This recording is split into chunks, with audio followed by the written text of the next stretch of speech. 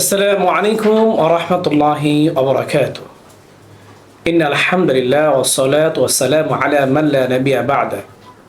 প্রিয় দর্শক শ্রোতাগণ, আপনারা যেখান থেকে আমাদের এই ফিকহি অনুষ্ঠান দেখছেন, সবাইকে এফকিউ চ্যানেল ও মার্কাজুল উলুম ফাতরিয়া সেন্টার জয়নাবাড়ি হামাদপুর সাভার ঢাকার পক্ষ থেকে জানাচ্ছি অসংখ্য শুকরিয়া। বিবাড়িয়া থেকে হাবিবুল্লাহ প্রশ্ন করেছে। তার প্রশ্ন হলো, সুন্নতে খতনা করার হুকুম কি এবং কতদিন পর্যন্ত এই খতনা করানো যায়, সেটি মেয়ের ক্ষেত্রে হোক অথবা পুরুষের ক্ষেত্রে হোক। হাবিবুল্লাহকে এই প্রশ্নটি করার জন্য অসংখ্য শুকরিয়া। তার প্রশ্ন উত্তর হলো, সুন্নতে খতনা যেটা আমাদের মধ্যে পরিচিত, এই খতনা করা এটি শুধুই সুন্নতি নয়, এটি সমস্ত নবীদের সুন্নত। হাবিবুল্লাহকে এই প্রশ্নটি করার জন্য অসংখ্য শুকরিয়া। তার প্রশ্ন উত্তর হলো, খতনা করা এটি শুধু আমাদের নবীর সুন্নত নয়, বরং সমস্ত নবীদের সুন্নত। এই জন্য এটিকে অবজ্ঞা করার কোনো সুযোগ নেই, এখান থেকে বিরত থাকারও কোনো সুযোগ নেই, কেননা এগুলো আলামতে শিয়ার, অর্থাৎ শিয়ারে ইসলামের একটি। এই জন্য অবজ্ঞা করা অথবা অবহেলা করা অথবা এটি নিজেকে এখান থেকে বিরত রাখা, নিজেকে ভয়ের কারণে হোক আতঙ্কের কারণে হোক, এর কোনো সুযোগ নেই। এটিকে থেকে বিরত থাকার অর্থই হলো সমস্ত নবীদের সুন্নতকে অবজ্ঞা করার নামান্তর, সমস্ত নবীদের সুন্নতকে অ্যাভয়েড করার নামান্তর এটি। তাই খতনা যাদের প্রয়োজন, সেটি মেয়ের হোক অথবা ছেলের হোক, সেটি করে নিতে হবে। তবে কতদিন পর্যন্ত করানো যাবে এই বিষয়টা আমাদের জানতে হবে, সেটি হলো প্রাপ্তবয়স্ক হওয়ার আগ পর্যন্ত।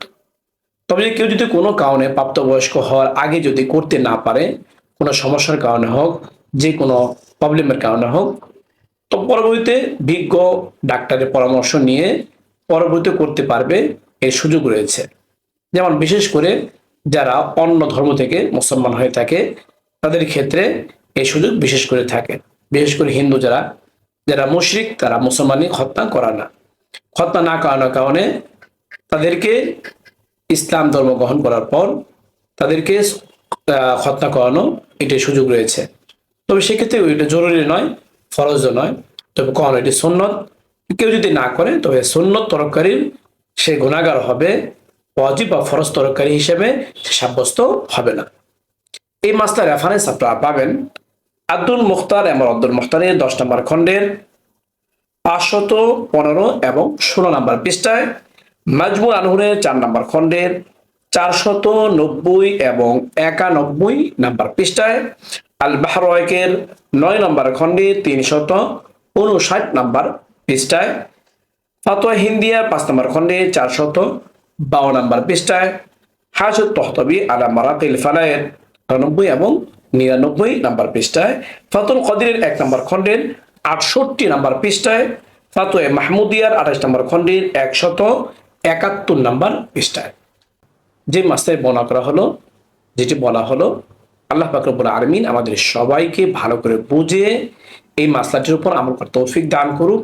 এরকম গুরুত্বপূর্ণ ইসলামিক প্রশ্নের উত্তর জানতে চাইলে অবশ্যই আমাদের ইউটিউব চ্যানেলটি সাবস্ক্রাইব করে আমাদের সাথে থাকবেন। ভালো লাগলে লাইক ও শেয়ার করবেন। আর আপনাদের ব্যক্তিগত কোনো প্রশ্ন থাকলে আমাদের ইউটিউব কমেন্ট বক্সে আপনারা প্রশ্ন করতে পারেন। এর পাশাপাশি আমাদের একটি এফকিউ নামে ফেসবুক পেজ রয়েছে, সেই ফেসবুক পেজে গিয়ে লাইক ও শেয়ার দিয়ে আমাদের সাথে থাকতে পারেন।